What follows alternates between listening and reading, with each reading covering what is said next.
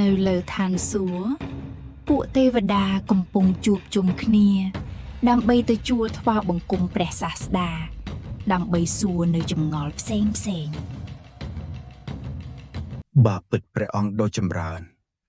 ដល់ពេលវេលាសំគួរហើយក្រាបទូលល្អណាស់ចឹងឆាប់ធ្វើដំណើរទៅពេលនោះទេវតាទាំងអស់ក៏បានធ្វើដំណើរចេញទៅ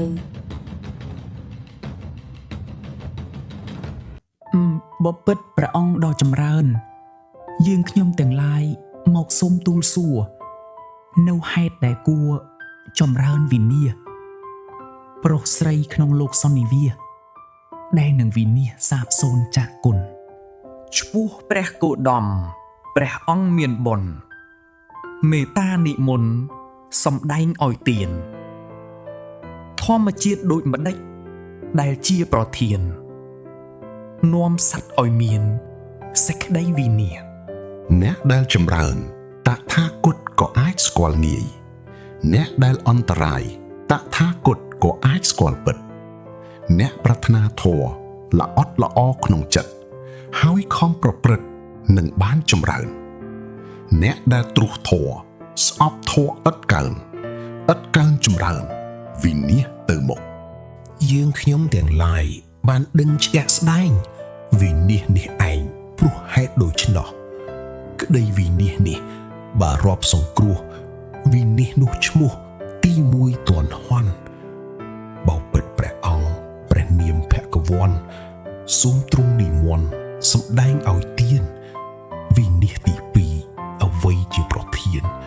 នាំសត្វឲ្យមានសេចក្តីវិនាសអ្នកដែលស្រឡាញ់ពេញចិត្តស្នេហាតើនឹងមនុស្សណាអសប្បុរសតែងមិនស្រឡាញ់ពេញចិត្តទាំងអស់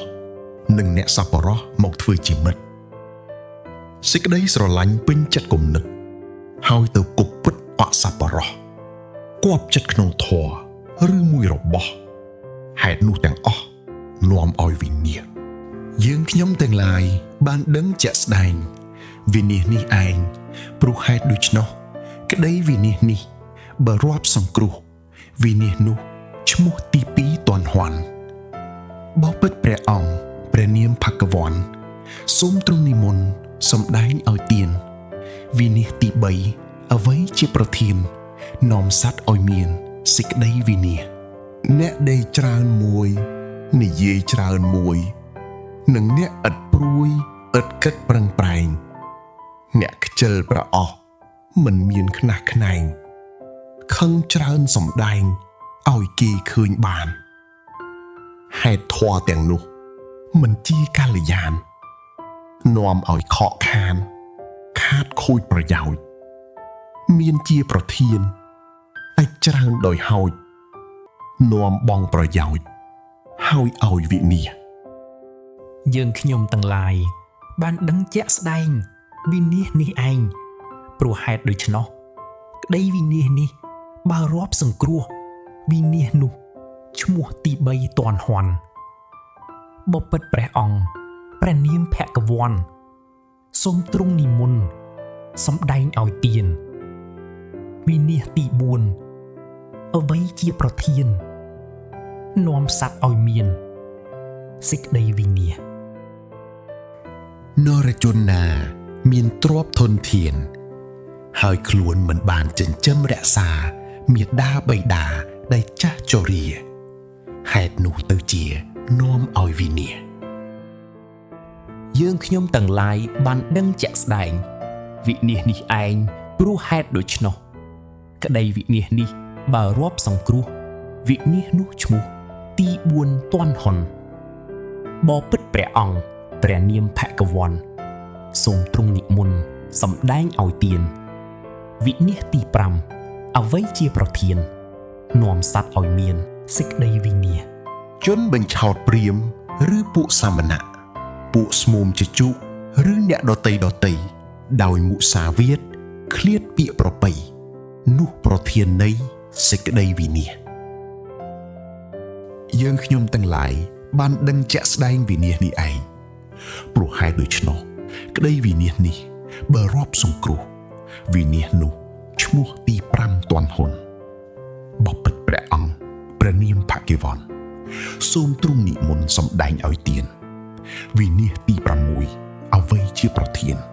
នាំសត្វឲ្យមានសេចក្តីវិនិច្ឆ័យបរោះអ្នកមានទ្រព្យធនធានច្រើនមាសប្រាក់ចម្រើននិងគ្រឿងអាហារលួបលាក់របស់ដែលឆ្ងាញ់ពិសាស៊ីម្នាក់ឯងជាសេចក្តីវិនិច្ឆ័យយើងខ្ញុំទាំងឡាយបានដឹងជាក់ស្ដែងវិនិច្ឆ័យនេះឯងព្រោះហេតុដូច្នោះក្តីវិនិច្ឆ័យនេះបើរាប់សង្គ្រោះវិនិច្ឆ័យនោះឈ្មោះទី6ទាន់ហន់បបិទ្ធព្រះអង្គព្រះនាមភគវ័នសូមទ្រង់និមន្តសម្ដែងឲ្យទានវិនិច្ឆ័យទី7អ្វីជាប្រធាននាំសត្វឲ្យមានសេចក្តីវិនិច្ឆ័យ អ្នកដែលប្រកាន់ជាតិទ្រព្យត្រកូលហើយមិនប្រមូលសត្វញាតិសន្តានមើលងាយញាតិខ្លួនដោយអាងខ្លួនមាននោះជាប្រធានសេចក្តីវិនិច្ឆ័យ យើងខ្ញុំទាំងឡាយបានដឹងជាក់ស្ដែងវិនិច្ឆ័យនេះឯងព្រោះហេតុដូច្នោះក្តីវិនិច្ឆ័យនេះបើរាប់សង្គ្រោះវិនិច្ឆ័យនោះឈ្មោះទី7ទាន់ហន់បបិទ្ធព្រះអង្គព្រះនាមភគវ័នសូមទ្រង់និមន្តសម្ដែងឲ្យទានវិនិច្ឆ័យទី8អ្វីជាប្រធាននាំសត្វឲ្យមានសេចក្តីវិនិច្ឆ័យ ជនអ្នកប្រព្រឹត្តលបែង3ប្រការលបែងស្រីលបែងស្រាលបែងភ្នាល់ទាំងឡាយធ្វើទ្រព្យខ្លួនមានឲ្យអន្តរាយការលបែងទាំងឡាយនោះនាំវិនិច្ឆ័យ យើងខ្ញុំទាំងឡាយបានដឹងជាក់ស្ដែងវិនិច្ឆ័យនេះឯងព្រោះហេតុដូច្នោះក្តីវិនិច្ឆ័យនេះបើរាប់សង្គ្រោះវិនិច្ឆ័យនោះឈ្មោះទី8ទាន់ហន់បបិទ្ធព្រះអង្គព្រះនាមភគវ័នសូមទ្រង់និមន្តសម្ដែងឲ្យទានវិនិច្ឆ័យទី9អ្វីជាប្រធាននាំសត្វឲ្យមានសេចក្តីវិនិច្ឆ័យ បរោះមិនត្រេកអរនឹងប្រពន្ធខ្លួនហើយទៅជាប់ជួននឹងស្រីបេស្យាទ្រសនឹងប្រពន្ធកូនជននានាហេតុនោះទៅជានាំឲ្យវិនិច្ឆ័យ យើងខ្ញុំទាំងឡាយបានដឹងជាក់ស្ដែងវិនិច្ឆ័យនេះឯងព្រោះហេតុដូច្នេះក្តីវិនិច្ឆ័យនេះបើរាប់សង្គ្រោះ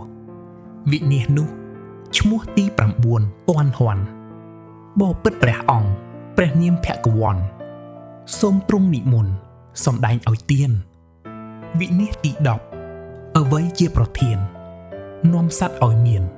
សេចក្តីវិនិច្ឆ័យ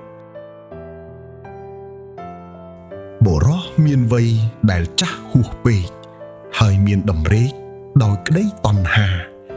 នាំយកស្រីក្មេងមកធ្វើភរិយាហេតុនោះទៅជានាំឲ្យវិនិច្ឆ័យ យើងខ្ញុំទាំងឡាយបានដឹងជាក់ស្ដែងវិនិច្ឆ័យនេះឯងព្រោះហេតុដូច្នោះក្តីវិនិច្ឆ័យនេះបើរាប់សង្គ្រោះវិនិច្ឆ័យនោះឈ្មោះទី10ទាន់ហន់បបិទ្ធព្រះអង្គព្រះនាមភគវ័នសូមទ្រង់និមន្តសម្ដែងឲ្យទានវិនិច្ឆ័យទី11អ្វីជាប្រធាននាំសត្វឲ្យមានសេចក្តីវិនិច្ឆ័យ បុរសតាំងស្រីអ្នកលេងខ្ជះខ្ជាយឬស្រីទាំងឡាយតាំងបុរសនោះដែលជាអ្នកលេងខ្ជះខ្ជាយដូច្នោះអំពើទាំងនោះនាំឲ្យវិនិច្ឆ័យ យើងខ្ញុំទាំងឡាយបានដឹងជាក់ស្ដែងវិនិច្ឆ័យនេះឯងព្រោះហេតុដូច្នោះក្តីវិនិច្ឆ័យនេះបើរាប់សង្គ្រោះវិនិច្ឆ័យនោះឈ្មោះទី11ទាន់ហន់បបិទ្ធព្រះអង្គព្រះនាមភគវ័នសូមទ្រង់និមន្តសម្ដែងឲ្យទានវិនិច្ឆ័យទី12អ្វីជាប្រធាននាំសត្វឲ្យមានសេចក្តីវិនិច្ឆ័យ ជនណាកើតក្នុងត្រកូលជាក្សត្រអ្នកខ្សត់សម្បត្តិហើយប្រាថ្នាធំចង់បានជាស្ដេចសោយរាជស្តុកស្តម្ភហេតុនោះនឹងនាំឲ្យដល់វិនាសជនជាបណ្ឌិតគំនិតប្រសើរបានឃើញដំណើរនៃហេតុវិនាសដល់សត្វក្នុងលោកសន្និវាសកិច្ចពីវិនាសគប់រោគចម្រើន សាធុសាធុសាធុ